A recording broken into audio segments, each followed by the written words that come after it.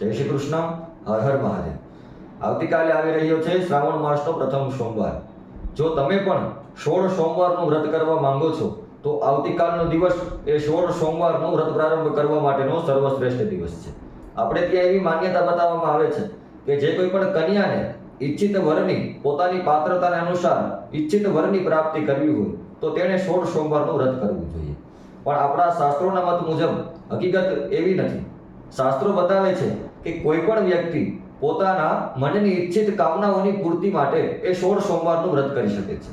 જેમ કે કોઈ પણ વિદ્યાર્થી એ સારી વિદ્યા પ્રાપ્ત કરવા માટે 16 સોમવારનું વ્રત કરી શકે. કોઈ પણ પુરુષ એ પોતાના સારા જીવનસાથી પ્રાપ્ત થાય એટલા માટે 16 સોમવારનું વ્રત કરી શકે.